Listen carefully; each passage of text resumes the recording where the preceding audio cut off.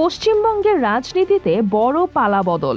দীর্ঘদিনের শাসক তৃণমূল কংগ্রেস এখন বিরোধী দলে। নবনির্বাচিত মুখ্যমন্ত্রী শুভেন্দু অধিকারী একের পর এক উন্নয়ন কর্মসূচি ঘোষণা দিচ্ছেন, আর হারের ধাক্কা সামলে দল গোছাতে নেতাদের সঙ্গে বৈঠকে বসছেন মমতা বন্দ্যোপাধ্যায়। নবনির্বাচিত মুখ্যমন্ত্রী শুভেন্দু অধিকারী ক্ষমতায় এসেই ঘোষণা দিয়েছেন বেশ কিছু বড় পদক্ষেপের। মমতার আমলে আটকে থাকা কেন্দ্রীয় আয়ুষ্মান প্রকল্প চালু হচ্ছে, যেখানে নাগরিকরা বছরে ৫ লাখ রুপির বিনামূল্যে চিকিৎসা পাবেন।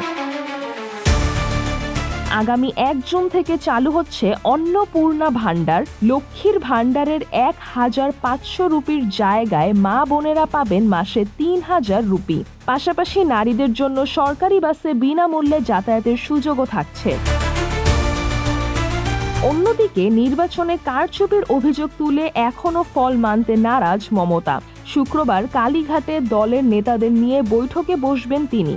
পশ্চিমবঙ্গের রাজনীতি এখন কোন দিকে মোড় নেয়, সেটাই এখন সবচেয়ে বড় প্রশ্ন। সিজরাতুল আভা, দৈনিক আওয়ার বাংলাদেশ।